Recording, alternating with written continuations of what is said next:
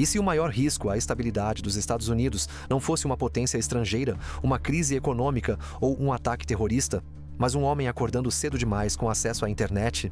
Amanhã ainda nem havia alcançado o meio do caminho quando Donald Trump começou a desmoronar publicamente, em tempo real, diante de milhões de seguidores. Não atrás de portas fechadas, não sob o peso de um julgamento ou de um escândalo novo, mas numa sequência caótica e histérica de postagens nas redes sociais que mais pareciam uma explosão emocional de um homem que não controla mais nem a própria narrativa. A primeira postagem? Um ataque à Boeing. Trump exigia que a gigante da aviação desse o calote na China por não cumprir a compra de aviões, como se o colapso de um contrato bilionário fosse algo que se resolve com um tweet. Mas o que parecia apenas um desabafo logo revelava o subtexto. Trump não estava só irritado, ele estava desesperado para criar um vilão. E, como sempre, escolheu seus alvos preferenciais: China, México e Canadá. Fentanil continua a entrar em nosso país pela China, México e Canadá, matando centenas de milhares de pessoas, e isso precisa parar agora. Essa frase sozinha poderia parecer parte de um pronunciamento de segurança nacional, mas não. Era uma legenda, uma fúria digitada, cheia de distorções e sem qualquer comprovação, lançada no meio da manhã por um ex-presidente que não sabe mais diferenciar política de performance, governo de espetáculo, realidade de narrativa. E essa é a verdadeira tragédia. Trump não age como um líder, mas como um influencer colapsando em tempo real. Minutos depois, a sequência continua. Rupert Murdoch me prometeu que ia demitir seus pesquisadores anti-Trump da Fox News, mas nunca fez isso. A Fox me traiu. A Wall Street Journal ama a China. É lixo. Lixo. Sim, lixo em letras garrafais. Essa é a comunicação de um ex-chefe de Estado em 2025. É aqui que começamos a ver o que realmente está em jogo. Trump não está apenas criticando seus adversários políticos, ele está declarando guerra à própria realidade. Como um espelho que não devolve mais a imagem que ele deseja ver, Trump atira contra tudo e todos, até contra aqueles que o sustentaram. A Fox News, durante anos, foi a engrenagem central do trumpismo. Agora vira inimiga porque ousou publicar uma pesquisa que mostra o óbvio. Sua popularidade está afundando. A pesquisa da Fox indica 44% de aprovação, o menor número já registrado para um presidente nos primeiros 100 dias. Pior do que ele mesmo. Pior do que Biden. Com apenas 37% de aprovação na economia, Trump não só enfrenta o descontentamento popular, ele o nega. E ao negá-lo, explode em público, como uma bomba emocional ativada por qualquer dado que não o glorifique. E isso nos leva a uma pergunta mais profunda. O que acontece quando um narcisista perde o aplauso? A resposta é visível. Ele procura novos culpados. E Trump, como sempre, encontra inimigos onde houver instituições que não se curvam a ele. Próximo alvo? Harvard. Em uma escalada grotesca de ataques, Trump acusa a universidade de ser anti-americana, uma ameaça à democracia, e diz que os estudantes são lunáticos que odeiam os Estados Unidos. Mas isso não é apenas retórica. Ele exige que um advogado que representa Harvard seja demitido, imediatamente, em rede social. É assim que Trump governa, mesmo fora do governo, com ultimatos infantis e birras digitais, como se ainda estivesse sentado na cadeira da Casa Branca. Mas aqui vale uma pausa. Não estamos falando de qualquer cidadão. Estamos falando de um homem que ocupou a presidência da nação mais poderosa do mundo. Um homem que, mesmo após ter sido condenado por 34 crimes, ainda acredita que pode manipular as instituições com gritos, ofensas e performance online. E isso nos obriga a encarar o espelho como país. O que diz sobre nós que esse homem ainda seja visto como alternativa política por milhões? Enquanto os ataques a Boeing, China, Canadá, Fox News, Wall Street Journal e Harvard se acumulam, algo ainda mais assustador começa a se revelar. Não há racionalidade. Não há planejamento. Trump não age com estratégia. Ele reage com raiva. E essa raiva se transforma em política. Seus posts não são improvisos. São o combustível de uma máquina que vive de ressentimento e negação. Cada postagem, cada palavra em caixa alta, cada mentira descarada como os preços de ovos baixaram 87%, como o fentanil é culpa do Canadá, como o sul da fronteira é o mais seguro da história, não são erros, são sintomas. Sintomas de um homem que não quer governar, quer dominar, não quer discutir ideias, quer exterminar discordâncias. Trump está em guerra, não com adversários políticos, mas com a verdade. E a verdade é simples, ele está em colapso. Mas esse colapso não é apenas pessoal, é institucional. Porque quando um homem com esse histórico ainda consegue manipular milhões, o problema não é mais só ele. É o ambiente que o sustenta. É a mídia que ainda o trata como polêmico e não como criminoso. É o algoritmo que premia escândalos. É o eleitor que confunde carisma com caráter. Não se trata de um tweet. Trata-se de uma estratégia de sobrevivência que transforma a crise em espetáculo e ruína em identidade. Trump sobrevive como um vírus, mutando-se a cada derrota, adaptando-se a cada exposição e sempre voltando mais forte porque não precisa ser coerente, precisa ser viral. Em poucos minutos, suas postagens já estão sendo replicadas por canais aliados, seus vídeos estão sendo editados em clipes de raiva, suas mentiras estão ganhando novos títulos, novas versões, novas camadas de distorção. Harvard é um câncer. China nos engana. A mídia é lixo. A economia está maravilhosa, mesmo quando não está. É uma liturgia. Uma repetição ritualística de dogmas trumpistas que não precisam ser verdadeiros, só precisam ser ditos com convicção o suficiente para parecerem verdades.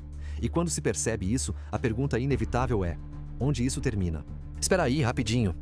Você realmente acha que sabe quem manda no mundo? Porque o que você vê na TV é só a ponta do iceberg.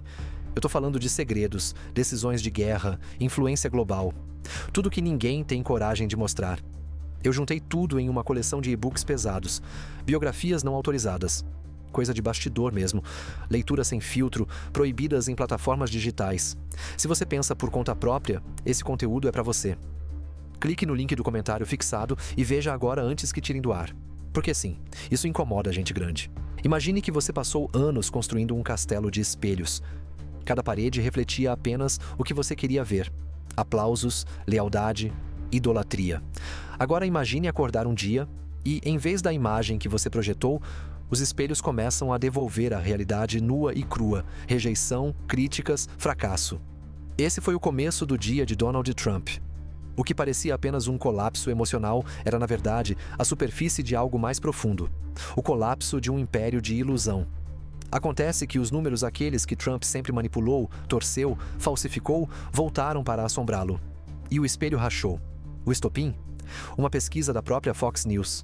A rede que ele chamava de a maior aliada da América. O canal que passou anos defendendo cada passo, cada escândalo, cada mentira. A mesma Fox agora divulgava uma verdade inconveniente. Donald Trump está afundando. Aprovação de apenas 44% nos primeiros 100 dias de seu segundo mandato, o número mais baixo já registrado desde o início da era moderna. Pior do que ele mesmo em 2017. Pior do que Joe Biden em qualquer momento. Mas não parou aí. O colapso é generalizado. Só 37% aprovam sua gestão econômica. Menos da metade da população apoia suas políticas migratórias. Entre latinos, jovens de 18 a 29 anos e mulheres, sua aprovação desce para a casa dos 20%. E qual é a reação de Trump? Ele não contesta com argumentos. Ele não busca diálogo. Ele explode. Rupert Murdoch me prometeu por anos que iria demitir o pesquisador anti-Trump da Fox News. Nunca fez isso. A Fox é um lixo. O Wall Street Journal ama a China. É uma vergonha. Essas são palavras públicas de um ex-presidente dos Estados Unidos. Não em uma sala reservada, não em um documento privado. Em um post, com exclamações em caixa alta, com ofensas infantis, com a fúria de quem não suporta ser confrontado com a realidade. Mas isso diz mais sobre nós do que sobre ele. Porque Donald Trump sempre foi assim. A diferença agora é que até seus aliados mais próximos começam a se afastar. Não porque discordem de sua ideologia, mas porque ele se tornou tóxico demais, até para os cúmplices. Pense em como isso se traduz para a vida real. Você já teve aquele colega de trabalho que sempre leva crédito por tudo e culpa os outros por qualquer erro? Aquele parente que, em toda reunião de família, distorce fatos, interrompe, insulta, mas se ofende se alguém o confronta?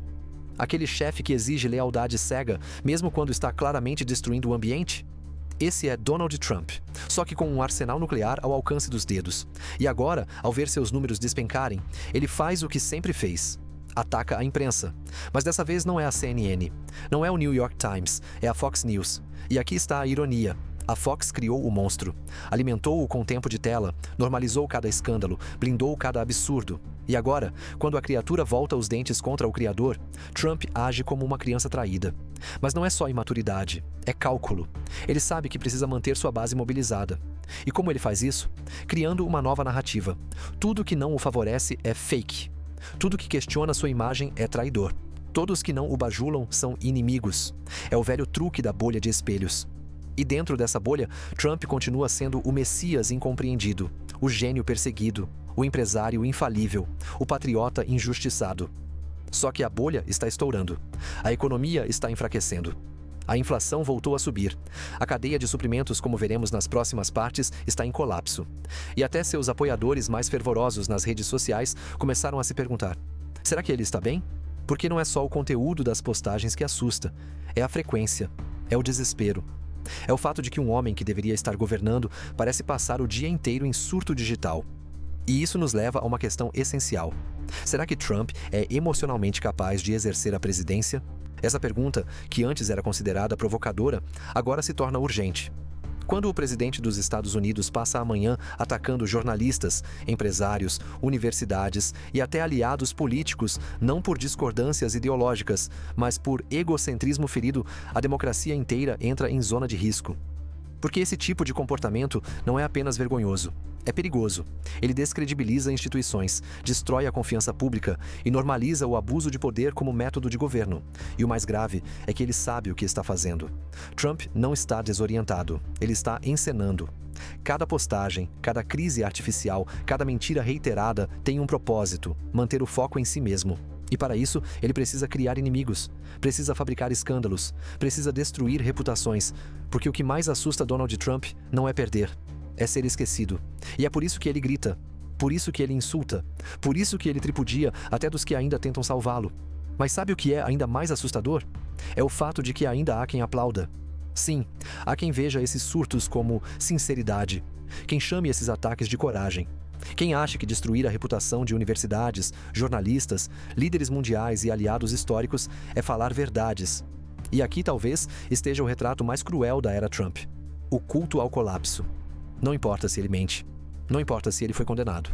Não importa se ele destrói relações diplomáticas, desacredita pesquisas, sabota a própria economia. Se ele enfrenta o sistema, isso basta. Só que o sistema que ele enfrenta não é o Deep State. Não é o comunismo internacional. Não é uma conspiração de elites globais. O sistema que Trump combate é a verdade. E quando a verdade se torna o inimigo, tudo se transforma em teatro. O debate morre. A democracia apodrece. E o povo vira plateia. Mas você não precisa ser parte dessa plateia. Você pode ser parte da resistência à mentira. Parte de quem exige que líderes se comportem como líderes, não como adolescentes ofendidos num grupo de WhatsApp. Trump está afundando, mas ele não vai sozinho. Ele quer arrastar consigo a imprensa, a economia, a democracia, o bom senso e você. Não permita. E se o próximo golpe não fosse dado por tanques nas ruas, mas por e-mails administrativos, por cortes de verba, por postagens em caps lock? E se o novo autoritarismo não usasse uniforme, mas gravata vermelha e ressentimento em forma de política pública?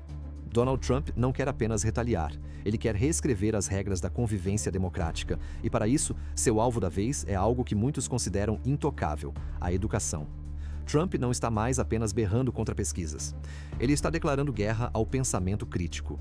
E como símbolo dessa guerra, elegeu Harvard. Sim, a universidade mais prestigiada dos Estados Unidos agora é tratada como inimiga do Estado. E por quê? Porque ousou resistir. Porque disse não. Porque se recusou a se ajoelhar diante das exigências absurdas do presidente, exigências que, em qualquer república funcional, seriam consideradas alucinações autoritárias. Trump queria controlar a admissão, contratação e demissão de professores. Queria aprovar os currículos. Queria auditar os posicionamentos políticos de estudantes e docentes. Queria que Harvard se tornasse um espelho do MAGA. E como isso começou? Com uma carta. Um documento emitido pelo governo Trump exigindo que Harvard abolisse seus programas de diversidade, adotasse neutralidade política obrigatória, um eufemismo para censura ideológica e entregasse à Casa Branca o controle sobre sua governança interna. Harvard, evidentemente, recusou. E aqui o roteiro muda de gênero. Sai o drama político, entra o thriller institucional. Porque a recusa foi seguida por um corte imediato de 2,2 bilhões de dólares em financiamento federal. E mais, uma ameaça pública de retirar mais 1 bilhão em investimentos em pesquisa e bolsas. Você consegue imaginar isso? Um presidente extorquindo uma universidade porque ela não quis doutrinar seus alunos com sua ideologia? Não é uma metáfora, é literal. E quando Harvard decidiu recorrer à justiça, como é seu direito constitucional, Trump respondeu como sempre responde quando é contrariado: com vingança. Harvard é uma ameaça à democracia. Harvard é um antro de lunáticos. Harvard deve ser punida.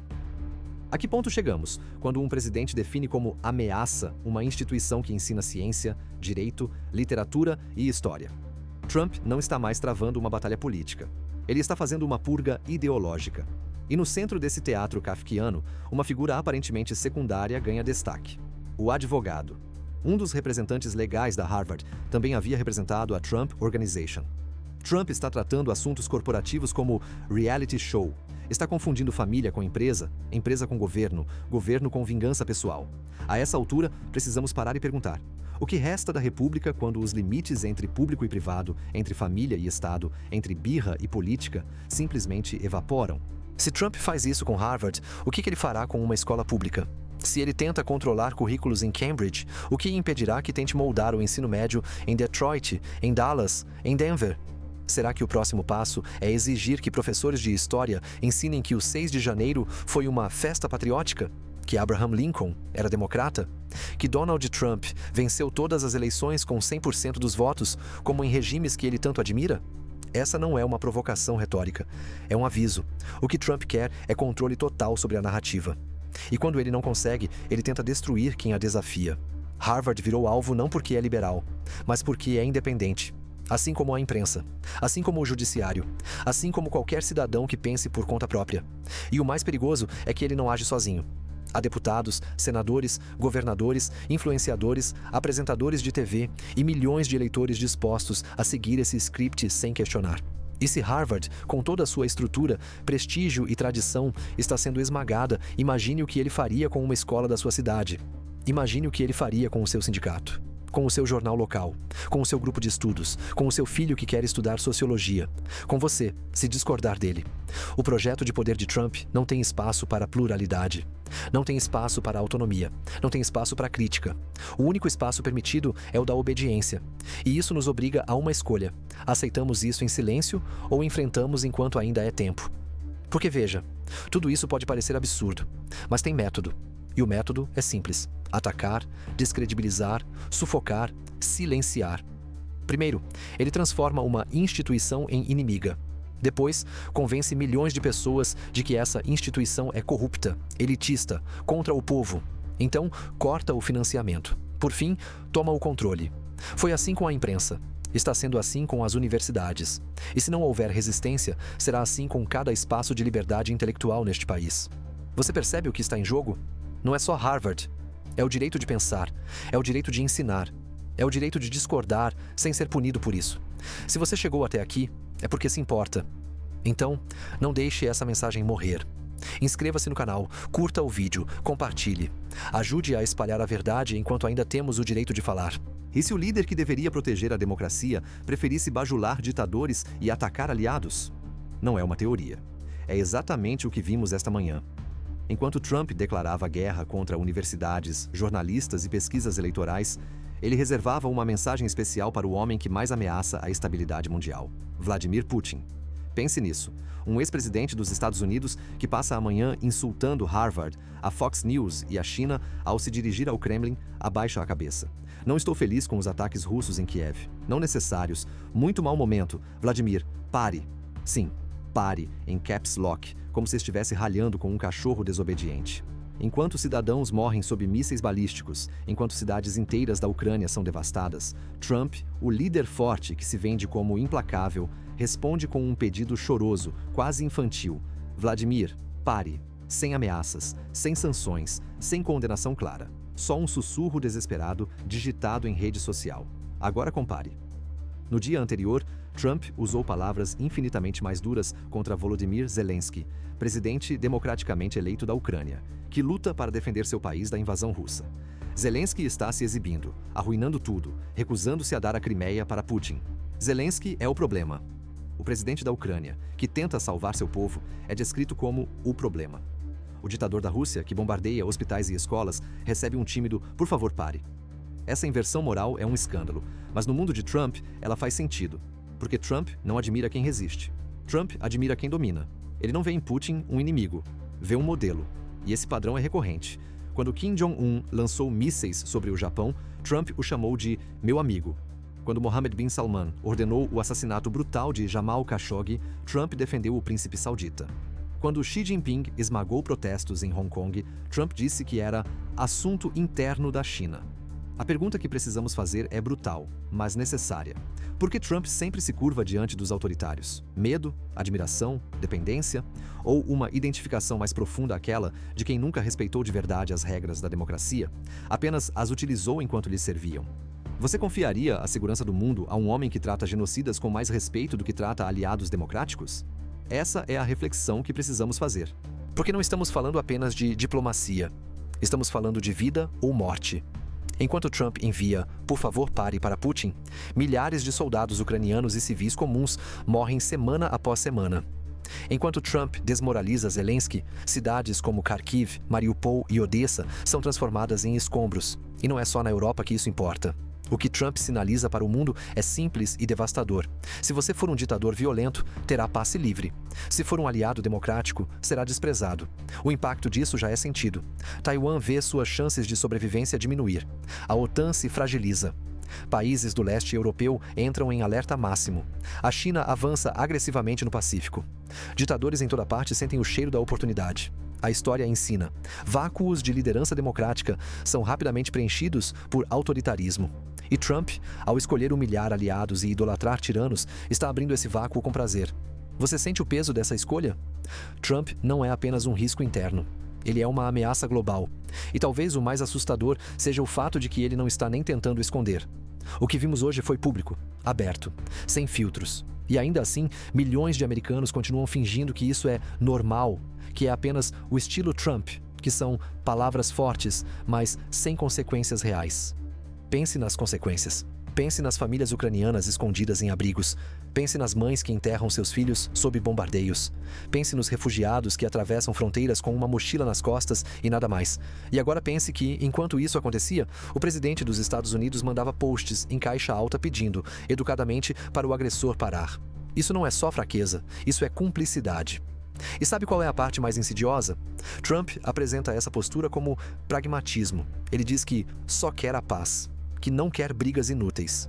Mas não se engane. Paz baseada na rendição não é paz, é submissão. Zelensky sabe disso. Os ucranianos sabem disso. O mundo livre sabe disso. A única dúvida que resta é: será que o eleitor americano vai enxergar isso a tempo? Porque o próximo ataque pode não ser contra Kiev. Pode ser contra Tallinn, contra Varsóvia, contra Berlim, contra nossos próprios valores. Se a liderança dos Estados Unidos fracassar se for substituída pela bajulação covarde de Trump aos ditadores, o preço será pago em sangue. A história é implacável com os que escolhem o conforto da ilusão em vez da coragem da verdade. E Trump não escolhe a verdade, ele escolhe a bajulação. Porque, para Trump, liderança nunca foi sobre proteger, sempre foi sobre dominar ou ser dominado. E agora, diante do mundo, ele mostra, sem disfarces, de que lado ele está. Você se lembra de onde estava quando soube que o presidente dos Estados Unidos havia sido condenado por 34 crimes? Talvez não. Porque o absurdo, hoje, já não nos choca como deveria. Porque quando a repetição anestesia, o crime se disfarça de rotina. Mas é real. É oficial. Está registrado na justiça. Donald Trump é um criminoso condenado. E não por 1, 2 ou 3 delitos, mas por 34. 34 acusações de fraude criminal. Um veredito unânime de culpa, emitido por um júri, em um tribunal federal, com provas, testemunhas e depoimentos. Não é especulação. Não é narrativa. É sentença judicial. E, no entanto, ele continua solto. Quantas vezes na sua vida você viu alguém ser condenado por fraude massiva, incluindo falsificação de documentos, manipulação de balanços e mentiras para bancos, seguradoras e investidores, e sair da sala do tribunal direto para o palanque político? Trump fez exatamente isso. Não pediu desculpas, não demonstrou arrependimento, não reconheceu os crimes. Em vez disso, monetizou a condenação. Abriu uma linha de camisetas com a inscrição "Perseguido". Fez lives dizendo que foi injustiçado. Comparou-se a Nelson Mandela. E disse que foi condenado porque o sistema tem medo dele. Mas de que exatamente o sistema teria medo? De um homem que mentiu sistematicamente sobre o valor de seus próprios bens para enganar bancos, seguradoras e o fisco? De alguém que dizia, por exemplo, que seu apartamento na Trump Tower tinha 2.800 metros quadrados, quando na verdade tinha menos da metade para inflar seu valor patrimonial em centenas de milhões de dólares? Isso não é erro, é fraude deliberada, é enganar por interesse, é criminoso. E foi assim que ele construiu o Império Trump. Mas essa não é a única sentença pendurada em seu nome. Trump também foi condenado por unanimidade em um processo civil por abuso sexual. Uma mulher chamada E. Jean Carroll, ex-colunista da Elle Magazine, o acusou de tê-la estuprado nos anos 990 em um provador de uma loja de departamentos. Ela processou. Ele negou. O caso foi a julgamento. Resultado? O júri não teve dúvidas. Culpado. Trump foi condenado a pagar milhões de dólares em indenização por abuso sexual e difamação. E o que ele fez depois? Repetiu o ataque. Voltou a chamá-la de mentirosa. Dobrou a aposta. Como sempre faz. A essa altura, você pode estar se perguntando: por que nada disso parece suficiente para impedi-lo? E a resposta é desconcertante. Porque Trump entendeu algo que outros criminosos nunca tiveram coragem de explorar. Que nos Estados Unidos, o crime pode ser um negócio lucrativo se você tiver carisma suficiente e uma máquina de desinformação ao seu lado. Enquanto qualquer pessoa comum teria sua vida destruída após uma única condenação por fraude, Trump transforma suas sentenças em moeda política. Ele posa de mártir. Transforma o tribunal em palco, o juiz em vilão, a vítima em inimiga e o crime em campanha. Mas há algo ainda mais perigoso nisso tudo: a banalização da mentira. Trump não apenas mente. Ele investe na mentira como modelo de poder. Na mesma semana em que foi condenado, ele publicou que os preços dos ovos nos Estados Unidos caíram 87%. Não 8,7%. Não uma queda simbólica, mas uma diminuição total de quase 90%, algo que nunca aconteceu, em nenhum contexto, em nenhuma economia de mercado da história moderna. E por que ele faz isso? Porque sabe que uma mentira absurda, repetida com convicção suficiente, cria imunidade contra a realidade. Você duvida, você ri, mas uma parte da população acredita. E isso basta para que a farsa continue. Trump mente sobre a economia. Ele entendeu algo que poucos líderes tiveram coragem de admitir publicamente: que a verdade, em tempos de caos, é uma escolha, não uma obrigação. E mais, Trump não está tentando se defender de suas condenações. Ele está tentando destruir o próprio conceito de justiça. Prova disso? Ele passou a atacar abertamente juízes, jurados e advogados que participaram de seus julgamentos. Disse que os tribunais são corruptos. Isso é autoritarismo 101. É o manual de todo ditador em formação. Desacredite o processo. Inverta a culpa, seja a vítima. Torne o povo cúmplice. E não para por aí. Ele começa a propor que seus aliados, caso ele volte ao poder, demitam juízes, expulsem procuradores, revoguem sentenças. Como se a justiça fosse uma extensão de sua vontade. E isso não é exagero, é o que ele mesmo diz, em entrevistas, em comícios, em vídeos que viralizam todos os dias. Ele quer o poder não para liderar, mas para escapar. E você sabe o que acontece quando alguém com esse perfil volta a ter controle total sobre a máquina pública? Não é só perseguição, é purga. Jornalistas são silenciados. Tribunais são reconfigurados, leis são ignoradas. E o mais triste é que isso não é ficção, é padrão.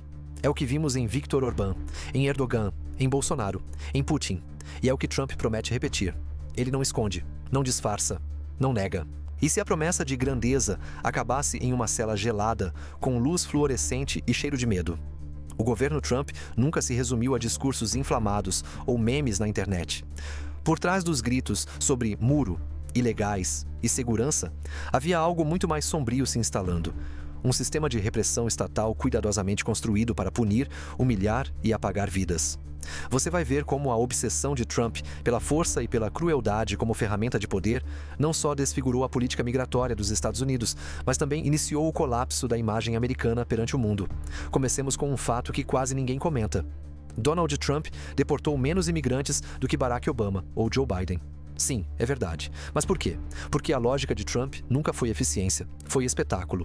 Enquanto outros governos deportavam discretamente, por vias legais e protocolos judiciais, Trump criou uma máquina midiática de humilhação. Não importava se o imigrante era criminoso, estudante, turista ou trabalhador. O que importava era que houvesse algemado, câmera e indignação. Trump transformou a imigração em uma guerra cultural, e a fronteira virou o seu campo de batalha mais perverso. Em seus mandatos, imigrantes foram não apenas deportados, foram desaparecidos. Homens e mulheres capturados sem mandado, enviados para campos de detenção nos Estados Unidos ou diretamente para centros carcerários em El Salvador. Campos de detenção em território estrangeiro para onde pessoas foram enviadas sem julgamento, sem direito de defesa, sem contato com advogados ou famílias. E sabe o que é pior? Isso está documentado. Há vídeos, há denúncias formais, há pessoas desaparecidas até hoje, tudo em nome da ordem. Mas vamos além. A retórica, vamos mandar os criminosos embora, nunca foi sobre criminosos. Foi sobre controle, sobre criar medo, sobre usar o imigrante como bode expiatório para uma nação em colapso moral. E Trump deixou isso claro quando começou a falar dos homegrowns, cidadãos americanos que, segundo ele, também deveriam ser neutralizados por representarem uma ameaça interna. Não é mais sobre imigração, é sobre poder absoluto, sobre decidir, com base em ideologia e aparência, quem pertence ao país e quem deve ser apagado dele. Você conhece alguém que viajou aos Estados Unidos e foi detido pela imigração por um motivo banal? Pois saiba que essas histórias se multiplicaram nos últimos anos. Turistas alemães detidos por falarem pouco inglês, estudantes indianos revistados e presos por aparência suspeita, canadenses barrados na fronteira e mantidos em centros de detenção por mais de 10 dias, muitos deles com visto aprovado. E então algo aconteceu.